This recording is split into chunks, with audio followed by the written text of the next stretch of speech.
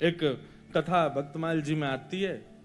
एक भक्त थे, उनका नाम था धन्ना जाट। क्या नाम था? बड़ी मधुर कथा है धन्ना जी की।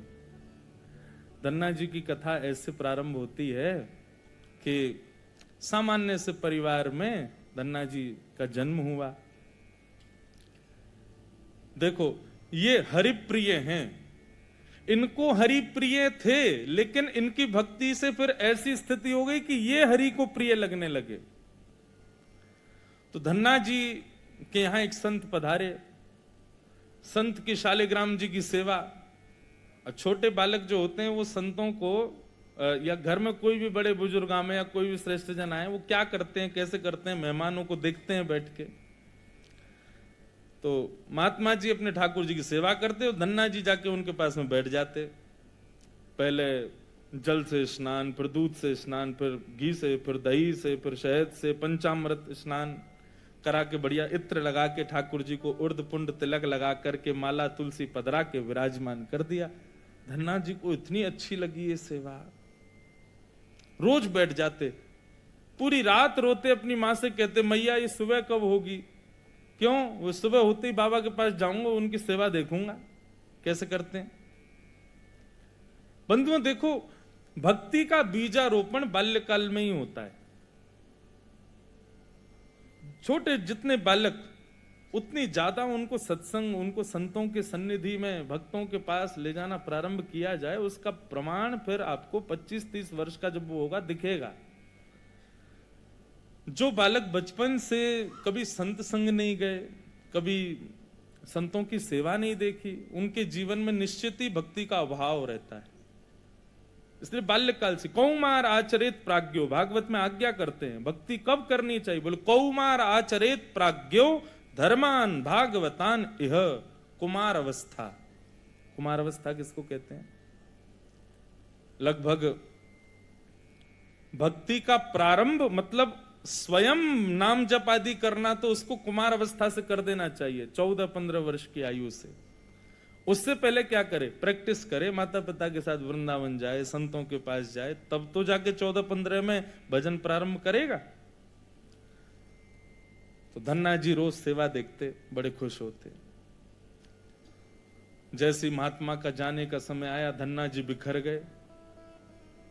कहां जा रहे हो आप? बोले बेटा अब हो गई हमारी सेवा पूरी, अब हम जा रहे हैं, फिर आएंगे कुछ साल बाद।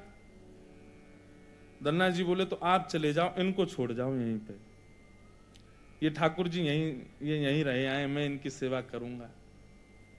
बाबा बोले अरे तुम छोटे बालक हो, तुमसे सेवा बनेगी नहीं बेटा, तुम जिद मत करो। धन्ना जी तो रोने लगे, बोले नहीं मैं सेवा करूंगा, मुझे तो ये चाहिए। जैसे कोई वस्तु के लिए बालक जिद करता है, ऐसे धन्ना जी ठाकुर जी के लिए जिद करने लगे। माता पिता परेशान, महात्मा अलग परेशान, क्या करें। और इतना रोवे कि महाराज पूरा घर अधर कर दिया, मोहल्ले वाले तक इकट्ठे हो गए। क्या हो गया? बोले धन्ना जी के महात्मा जी जा रहे हैं, उनके ठाकुर जी मांग रहा है धन्ना। अब किसी में ये हिम्मत भी नहीं कि महात्मा सिंह कहते हैं दे जाओ। और कोई वस्तु हो तो ये भी कह देते हैं लोग दे जाओ, चलो हम दूसरी दे देंगे। ठाकुर जी की बात है भैया, कोई अपनी सेवा कैसे दे सकता है। धन्ना जी इतने रोए, सिर पटक पटक के रोने लगे, छोटे बालक। महात्मा बोले बड़ी विडंबना, ठाकुर जी रक्षा करो, क्या करें। इतने महात्मा बाहर गए और गोल गोल काले से दिखने वाला एक पत्थर उठा लाए, उसमें बढ़िया घी भी लगा करके और इत्र लगा के सुगंधित कर दिया, उर्द पुंड तिलक लगा दिया ठाकुर जी जैसा। और अपने ठाकुर जी तो नीचे एक छोटे सिंहासन पर विराजमान कर दिए और बड़े सिंहासन पर वो पत्थर लाके रख दिया और बढ़िया सजा के। धन्ना रो रहे थे, उठा के गोद में ला, देख देख देख तेरे ठाकुर जी आगे देख। धन्ना जी जैसी मंदिर में, धन्ना जी की दृष्टि तो उन्हीं के ठाकुर जी पे, यही चाहिए। महात्मा बोले लाला देख, ऊपर सिंहासन पर बड़े ठाकुर जी बैठे और नीचे छोटे ठाकुर जी बैठे। वो बड़े वाले जो हैं वो तो हैं राजा ठाकुर, और ये छोटे वाले जो नीचे बैठे हैं ना, ये सिपाही ठाकुर। अब बता, मुझे तो राजा ठाकुर ज्यादा बढ़िया लग रहा है, मैं तो उनको ले जाऊंगा, लेकिन फिर याद रहियो जब जब मैं आऊंगा तब तब मेरे ठाकुर जी ऊपर बैठेंगे और तेरे वाले नीचे बैठेंगे, क्योंकि तू सिपाही ठाकुर जी मांग रहा है और मेरे ठाकुर जी तो राजा ठाकुर हैं। अब बालक को उस भाव से समझाया तो धन्ना जाट वो नहीं, मैं तो राजा ठाकुर लूंगा, आप ले जाओ सिपाही को। सिपाही ठाकुर जी के रूप में उनके निज ठाकुर जी थे। बाबा बोले अब ठीक है। घर वालों ने भी प्रणाम किया, जय हो महाराज जी, बड़ी आपने बुद्धि युक्ति लगाई। सबको लगा कि कंटक छूट गया, लेकिन यहां तो अब भक्ति प्रारंभ हुई थी धन्ना जी की। देखो, ठाकुर जी की सेवा के लिए जो व्यवस्था की प्रतीक्षा करते हैं, ठाकुर जी की सेवा के लिए अनुकूल समय की प्रतीक्षा करते हैं, उन लोगों के लिए प्रमाण है ये कथा। बाकी सेवा तो बाद की बात है। ठाकुर जी भी असली नहीं थे धन्ना जी के, सामान्य पत्थर था और धन्ना जी उनकी सेवा करते। रात भर मैया से कहते, मैया पूजा की सामग्री मंगाओ ना, मुझे ठाकुर जी की सेवा करनी है। मैया कहती सुबह मंगा दूंगी, सुबह पीछे पड़ जाते, शाम को मंगा दूंगी, शाम को पीछे पड़ जाते, सुबह मंगा दूंगी, रोज टाल देती। एक दिन धन्ना जी अनशन पर बैठ गए, नन्हे से, भोजन नहीं करें, दूध नहीं पीवे, पानी नहीं पीवे। अब तो ये कि रात में सोए भी नहीं, मैया से बस ये कहें पूजा की सामग्री मंगाओ, पूजा की सामग्री मंगाओ। मां ने सहज भाव से कह दिया, तेरे ठाकुर जी और तू इनका सेवक, सामग्री मैं क्यों लाऊं, अपने आप कर व्यवस्था। धन्ना जी निकल पड़े। महाराज पुष्प लियाए तोड़ करके, तुलसी लियाए, बढ़िया सुंदर माला बना ली। नन्हे से बालक ने जैसी उनको जैसे खेल खेल में सेवा करते वैसी सेवा करते थे। ठाकुर जी को तिलक लगाना है, कहां से तिलक लावे, तो बाहर गए, एक ईंट फूटी पड़ी थी लाल लाल, उसी ईंट को लाए, पानी में घोल घोल के घिस घिस के उसी से तिलक बना दिया। ईंट को घिस करके उसका तिलक श्री ठाकुर जी को लगाया। ऐसी सेवा करने लगे, अपने संगी रखें, अपने संगी सुलामें, संगी मतलब खेल खेल की सेवा थी केवल। घर वालों को लगता था कि भैया दुनिया के लोग खिलौने से खेलते हैं, हमारा धन्ना जो है ये पत्थर को ही भगवान समझ के खिलौना इनसे ही खेल रहा है, बड़ा होगा तो बुद्धि आ जाएगी। परंतु किसी को क्या पता था कि भैया ऐसा भक्ति का बीज पिरो दिया है धन्ना जी के हृदय में। धन्ना जी भोग लगाते और भोग लगाने के बाद में पर्दा लगा करके वहीं बैठ जाते और बैठ करके प्रतीक्षा करते कि ठाकुर जी पा रहे होंगे। फिर धीरे से पर्दा हटा के देखते, अच्छा अभी पाई नहीं, ठीक है, फिर बैठ जाते, फिर प्रतीक्षा करते कब पाएंगे। खूब देर हो गई, नहीं पाई तो ठाकुर जी से बोले, आप रोज भोजन अधूरा छोड़ देते हो। मैं भोजन अधूरा छोड़ देता हूं, मेरी मैया मुझे बहुत मारती है, लेकिन महात्मा जी मुझे ये बता के नहीं गए कि वो मैं आपके संग कर सकता हूं कि नहीं। मेरी मैया तो मुझे बहुत मारती है, लेकिन पता नहीं मैं कर सकता हूं कि नहीं। धन्ना जी के उस प्रिय भाव, भक्ति भाव पर ठाकुर जी रीझने लगे।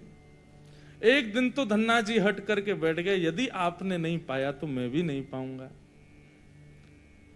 धन्ना जी ने थोड़ी देर देखा, थाली यथावत रखी है, नहीं पा रहे, तो ठाकुर जी की तरफ कमर करके लेट गए। तो ठीक है, तो आज मैं भी भूखा सोऊंगा। इतने में ही जैसे उंगली को कोई जोर से चाटे तो चट चट आवाज आती है ना, ऐसी चाटने की जोर जोर से आवाज आने लगी। धन्ना जी बोले, ये चप चप खा कौन रहा है और ये ऐसे चटकारे ले ले करके कौन उंगली चाट रहा है। जैसे ही पर्दा हटा करके देखा तो नील माधव भगवान बैठ करके धन्ना जाट की उस थाली में से प्रसाद पा रहे थे। दर्शन किए जब श्याम सुंदर के, मोहित हो गए। ऐसा नील वरण ठाकुर जी का कटाक्ष नेत्र, बढ़िया सुंदर घुंघराले केशों की गूंद बना करके उसमें मोर पंख लगा रखा है। जैसे धन्ना जाट छोटे, वैसे ठाकुर जी भी छोटे से नन्हे से गोपाल जी आ गए। और जैसे मानो पूरे हाथ में सान लेते हैं ना सब्जी छोटे बालक, ऐसे ठाकुर जी ने माखन मिश्री और सारी सब्जी सान रखी है और खूब प्रेम से चाट चाट करके पा रहे हैं। धन्ना जाट बड़ा प्रसन्न हो गया, बोले आप तो बड़े प्यारे हो, आज आप प्रत्यक्ष मेरे सामने आ गए। ठाकुर जी धीरे धीरे अब धन्ना जाट के सखा बनने लगे। धन्ना थोड़ा बड़ा हुआ, गऊ चराने, बछड़ा बछिया चराने जाता तो अपने शालिग्राम, जो शालिग्राम थे ही नहीं, सामान्य पत्थर थे, उनको सजा धजा के बढ़िया अपनी जेब में धर के ले जाता। रास्ता भर उनसे बात करता, नीचे वृक्ष के नीचे बैठ करके ठाकुर जी, अब कोई नहीं है, ठाकुर जी प्रकट हो जाओ, तो ठाकुर जी प्रकट हो जाते, धन्ना के साथ प्रेम से पाते। बंधुओं देखो इस कथा से क्या समझ में आ रहा है, धन्ना जी के भीतर ऐसा कौन सा गुण है जिस पर ठाकुर जी रीझ रहे हैं? दीनता। कल हमने एक सूत्र लिया था भक्ति में, अविचार। भगवत भक्ति में विचार नहीं करना है, जो करना है सो करना है।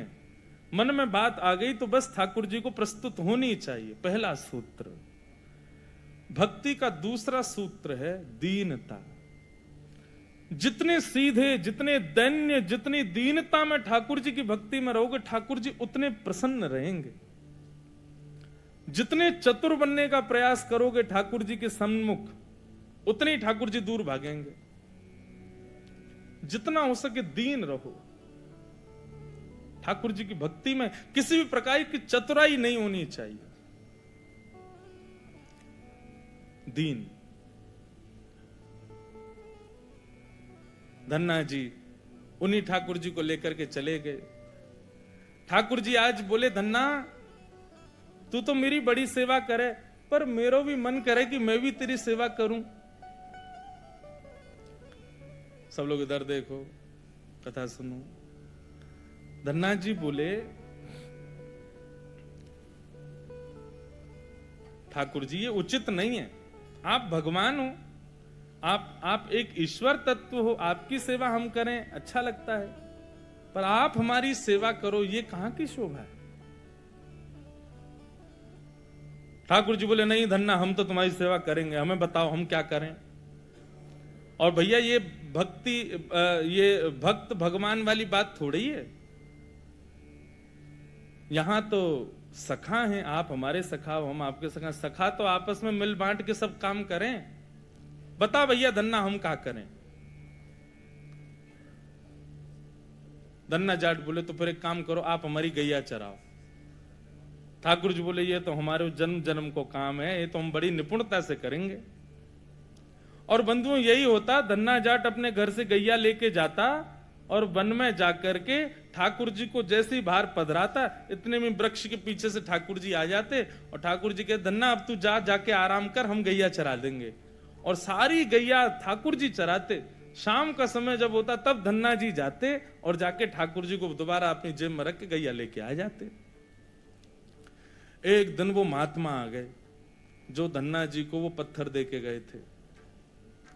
जैसे ही घर पे आए तो धन्ना जी लेटे थे। महात्मा आके बोले, और बताओ भाई धन्ना, सब ठीक? अरे गुरुजी आए, गुरुजी जय हो, गुरुजी प्रणाम आपके चरणों में। और बताओ वो कहां है तुम्हारे राजा भगवान?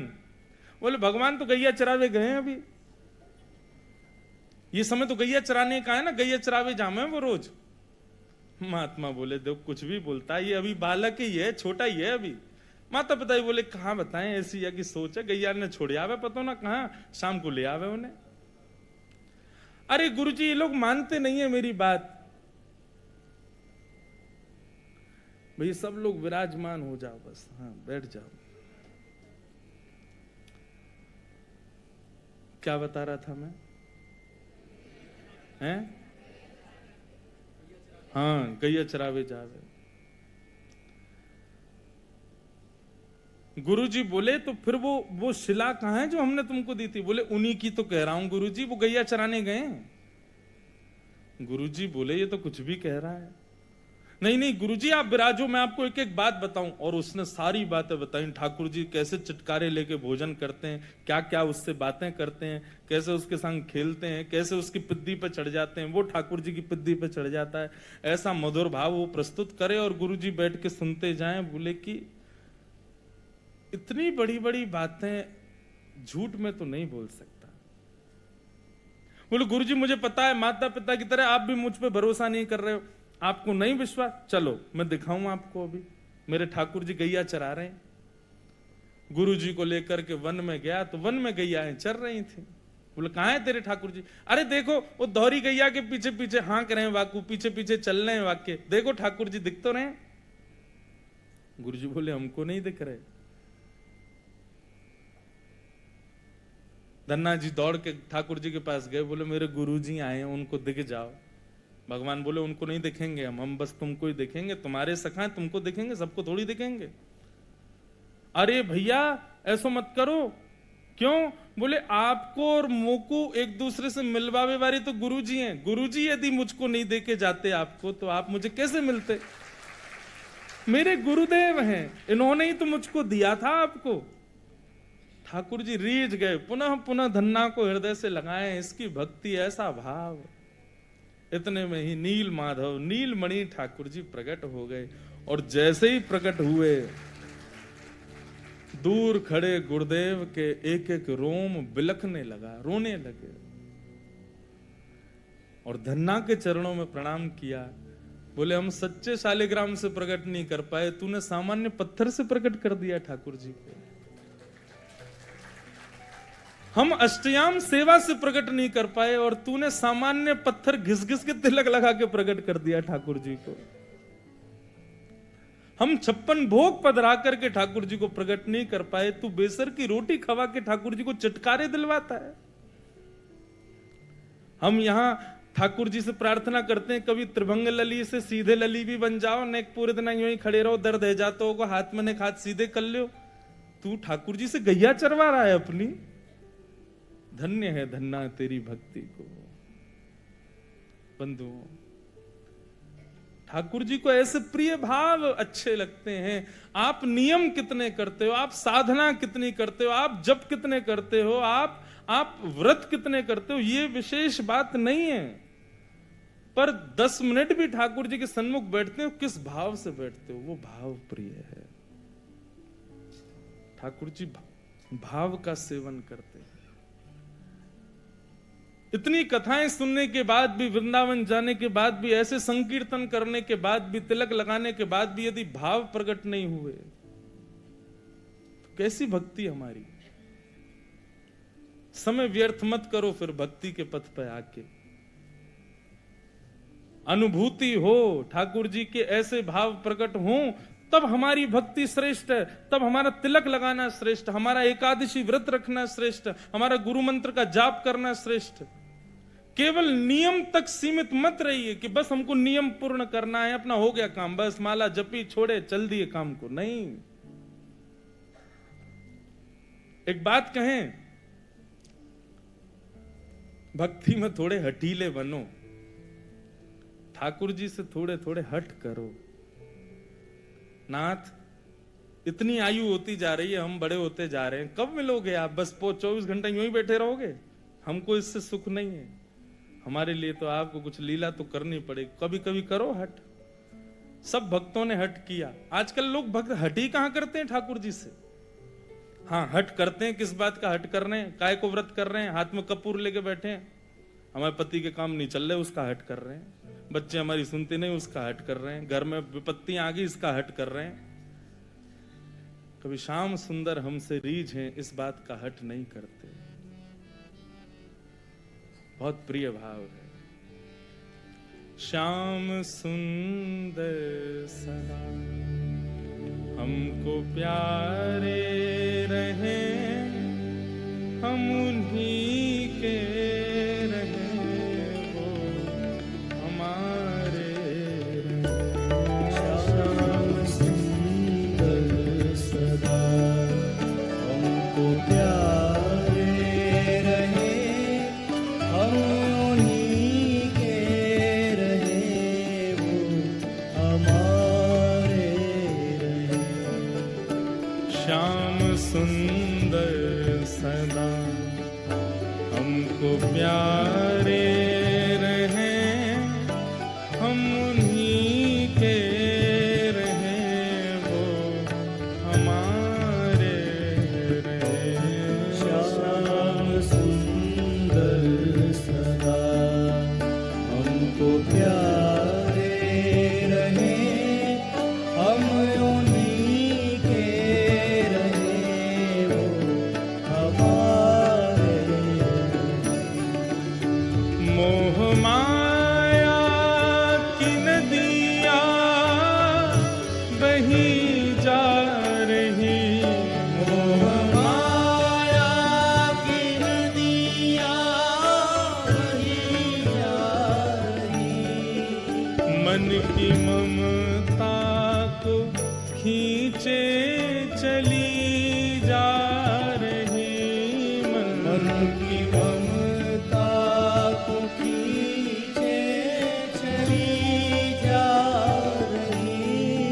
मन की ममता तू खींचे चली जा रही, मन की ममता तू खींचे चली जा रही, मन की ममता तू खींचे चली जा रही, मन की ममता को खींचे चली जा रही। हम भंवर में रहे या किनारे रहे, हम उन्हीं के रहे, वो हमारे रहे। श्याम सुंदर सदा हमको प्यारे रहे, हम उन्हीं के रहे, वो हमारे रहे। हम उन्हीं के रहे, वो हमारे रहे। हम उन्हीं के रहे, वो। श्री राधा रमण लाल की।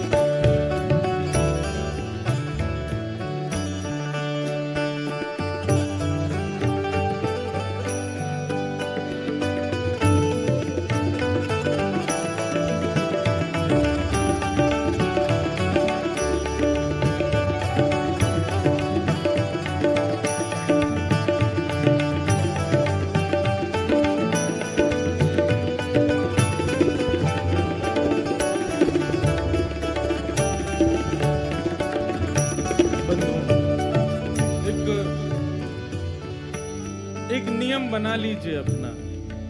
कोई और नियम आप करो ना करो आपके ऊपर है, पर हमारे हिसार आने की एक दक्षिणा हमको दे दीजिए। हमारी एक बात मान लीजिए, आज के बाद श्री राधा रमण जी से गैर संबंधी कोई भी वस्तु हो उसको स्वीकार मत करो। चाहे वो संबंध हो, चाहे वो भोजन हो, चाहे वो देखने की वस्तु हो, चाहे वो पान की वस्तु हो, चाहे वो ग्रहण पहनने की वस्तु हो, सब उस में बस ये भाव रख लीजिए, बस ठाकुर जी से संबंधी है तो हमारी है, नहीं तो हमारी नहीं। तजोरे मन हरि विमुखन को संग, जाके संग कुमति उपजत है, पड़त भजन में भंग। तजोरे मन हरि विमुखन को संग। वस्त्र ऐसे पहनो कि सब कहें कि हाँ भक्त है ठाकुर जी का। प्रसाद वही पाओ जो ठाकुर जी को निवेदित हो, देखो वही जो ठाकुर जी से संबंधी हो, सुनो वही जो ठाकुर जी के संबंध को प्रकट करता हो। हर वस्तु भगवत संबंधी स्वीकार करेंगे, ये नियम बना लीजिए। फिर भले ही आप व्रत ना भी कर पाओ चलेगा, फिर भले ही आप बाकी नियम ना भी कर पाओ चलेगा, परंतु इस नियम को स्वीकार करो। जिस डगर से मुरलिया की धुन आएगी, जिस डगर से मुरलिया की धुन आएगी, उस डगर पे कुमरिया ये कट जाएगी, उस डगर पे कुमरिया कट जाएगी। इस भाव का मतलब यही है, जिस पथ पर, जिस रास्ते में, जिस डगर में, जिस जीवन में कृष्ण संबंधी सब कुछ है, वहीं हम अपना जीवन व्यतीत करेंगे। बस जहां कृष्ण संबंधी चर्चा नहीं, कृष्ण संबंधी वस्तु नहीं, वहां नहीं रहना हमें। दर्शन को नैना तपे, वचन सुनन को कान, ओ मिलवे को हियरा तपे, हिय के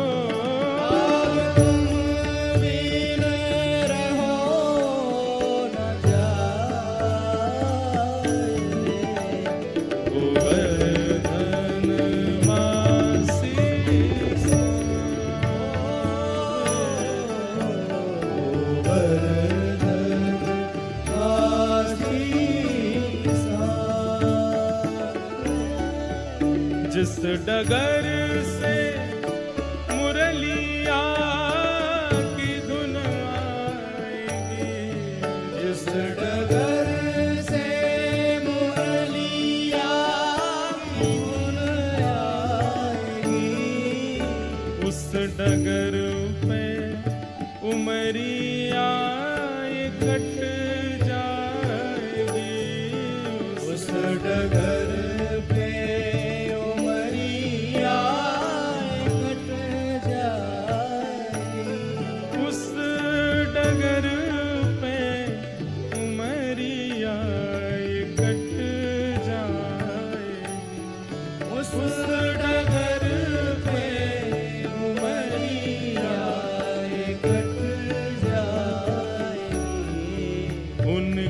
तस्वीर मन में बनाए रहे, हम उन्हीं के रहे, वो हमारे। श्याम सुंदर सदा हमको प्यारे रहे, हम उन्हीं के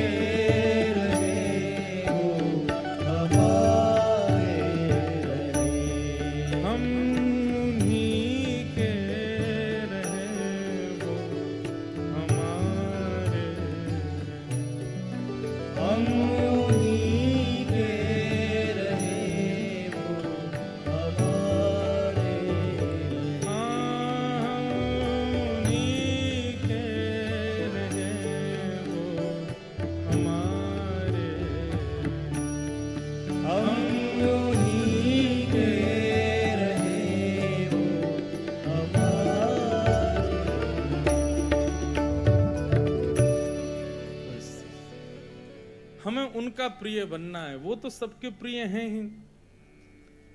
वो तो राक्षस भी जब उनको देखते हैं तो उनको भी प्रिय लगने लगते हैं, पर हम उनके प्रिय बने।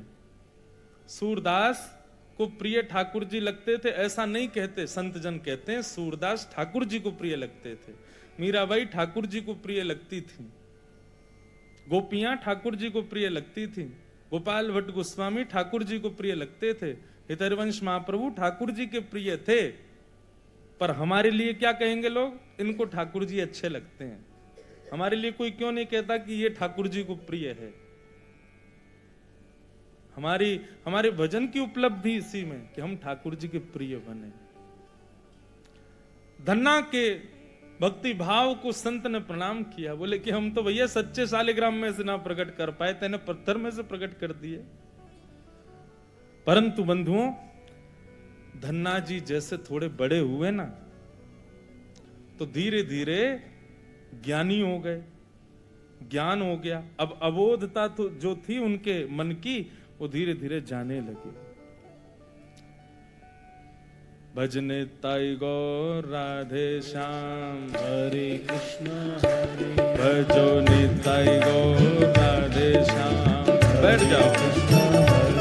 भजो निताई गौर राधे श्याम, हरे कृष्ण हरे भजो निताई गौर राधे श्याम, हरे कृष्ण हरे भजो निताई गौर राधे श्याम, हरे कृष्ण हरे भजो निताई गौर राधे श्याम, हरे कृष्ण हरे भजो निताई गौर राधे श्याम, हरे कृष्ण हरे भजो निताई गौर राधे श्याम, हरे कृष्ण हरे भजो निताई गौर राधे श्याम। हरे कृष्ण हरे सब लोग बैठ जाओ, अपने स्थान पे बैठो। अभी तो लाल जी पधारे हैं, फिर बाद में उत्सव होगा तब नाचेंगे सब प्रेम से। अभी सब लोग बैठ जाओ बस। भजो निताई गौर राधे श्याम, हरे कृष्ण निताई गौर राधे श्याम, हरे कृष्ण हरे भजो निताई गौर राधे श्याम, हरे कृष्ण हरे भजो निताई गौर राधे श्याम, हरे कृष्ण हरे भजो निताई गौर राधे श्याम, हरे कृष्ण हरे भजो निताई गौर राधे श्याम, हरे कृष्ण हरे भजो निताई गौर राधे श्याम, हरे कृष्ण हरे भजो निताई गौर राधे श्याम, हरे कृष्ण हरे भजो निताई गौर राधे श्याम, हरे कृष्ण हरे भजो निताई गौर राधे श्याम, हरे कृष्ण भजो भजो निताई गौर राधे श्याम, हरे कृष्ण हरे भजो निताई गौर राधे श्याम, हरे कृष्ण हरे भजो निताई गौर राधे श्याम, हरे कृष्ण हरे भजो निताई गौर राधे श्याम, हरे कृष्ण हरे भजो निताई गौर राधे श्याम, हरे कृष्ण हरे भजो निताई गौर राधे श्याम। हरे कृष्ण हरे जय गिरधर लाल प्यारो गिरधर लाल, गिरधर लाल प्यारो गिरधर लाल जय जय गिरधर लाल प्यारो गिरधर लाल, गिरधर लाल प्यारो गिरधर लाल हे जय जय गिरधर लाल प्यारो गिरधर लाल, गिरधर लाल प्यारो गिरधर लाल जय जय गिरधर लाल प्यारो गिरधर लाल, गिरधर लाल प्यारो गिरधर लाल जय जय गिरधर लाल प्यारो गिरधर लाल, गिरधर लाल प्यारो गिरधर लाल जय जय गिरधर लाल प्यारो गिरधर लाल, गिरधर लाल प्यारो गिरधर लाल जय जय गिरधर लाल प्यारो गिरधर लाल, गिरधर लाल प्यारो गिरधर लाल जय जय गिरधर लाल प्यारो गिरधर लाल,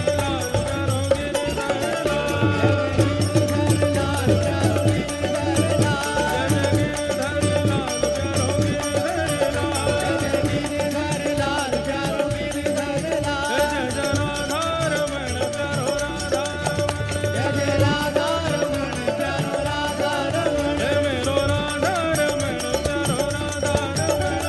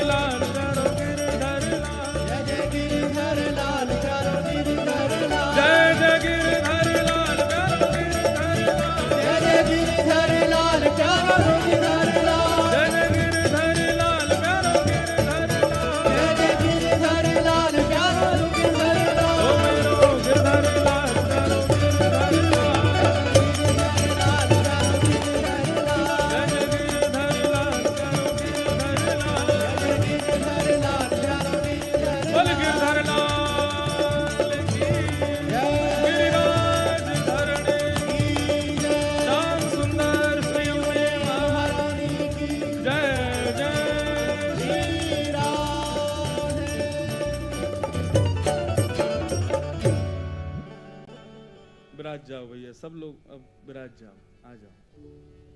बोलो गिरधर लाल प्यारे की जय। हमारे लाल जी बहुत छोटे से हैं भैया, दूर से दिखेंगे नहीं, तो अभी विराजेंगे, जब कथा के विश्राम में आप लोग समीप आके तब देख लेना। और बड़ी कृपा है आज लाल जी पधारे, सब लोग विराज जाओ। थोड़ी देर और हम कुछ कह के फिर लाल जी का मुखोल्लास करेंगे। गैया चरा के लौटे हैं।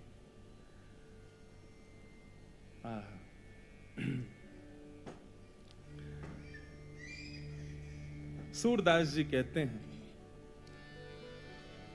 यह धन धर्म ही ते पायो, नीके राख यशोदा मैया, क्यों नारायण घर आयो। हम सब के यहाँ सेवा में जो ठाकुर जी विराजमान हैं,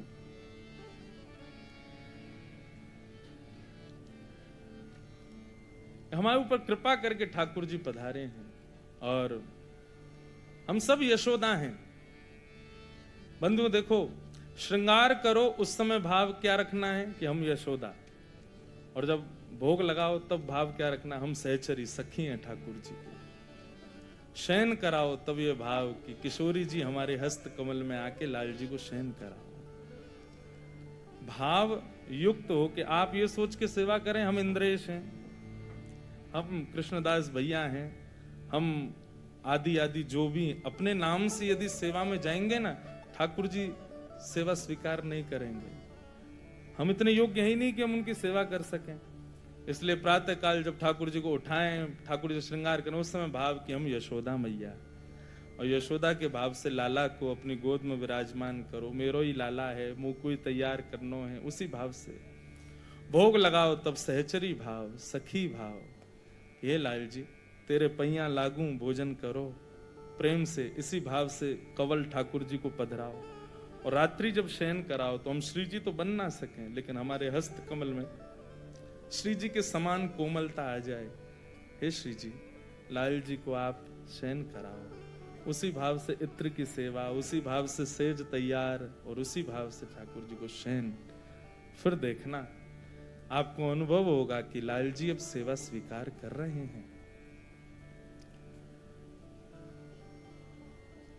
धन्ना जी जब बड़े हो गए ना, तो थोड़े से ज्ञानी हो गए। अब उनका सीधापन, जो अबोधता थी उनके भीतर, वो धीरे धीरे कम होने लगी। अब उनको पता लगने लगा कि भैया मैं ठाकुर जी को ऐसे जेब में नहीं रख सकता, मैं ठाकुर जी को ऐसे कहीं भी नहीं बैठा सकता, मैं ठाकुर जी को ऐसे ही कहीं भी लेके नहीं जा सकता, ठाकुर जी की थाली में बैठ के नहीं पा सकता। तो धीरे धीरे उन्होंने, जैसे जैसे उनको पता लगता गया, तो धीरे धीरे उन्होंने सेवा का प्रणाली जो बचपन से चली है वो बदल दी। अब वो इस भाव से सेवा करने लगे कि ये भगवान है। और इसका परिणाम क्या हुआ बंधुओं, कि जो ठाकुर जी लीला करते थे वो धीरे धीरे लीला समाप्त होने लगी। अब ठाकुर जी प्रकट नहीं होते, अब ठाकुर जी धन्ना के साथ घूमने नहीं जाते, गैया नहीं चराते। देखो, लाला को जब भगवान मान लिया तो फिर ठाकुर जी भी भगवान ही बन गए। मैं अपनी कथाओं में कहा करता हूं, भगवान शब्द में एक दूरी रहती है ठाकुर जी से, इसलिए कोई संबंध हो ठाकुर जी से, कोई भी एक संबंध स्थापित करो। भगवान मान लेते हैं तो एक तो भय आता है कि ये भगवान है, दूसरा एक दूरी बन जाती है ठाकुर जी से।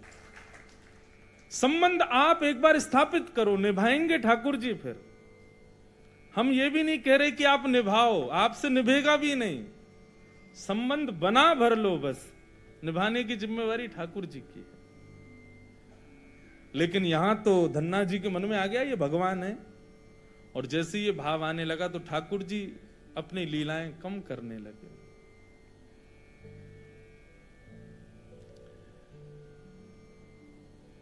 एक दिन व्याकुल हो गए धन्ना जी, और अपने ठाकुर जी के आगे रुदन करने लगे। बोले, नाथ कृपा करो,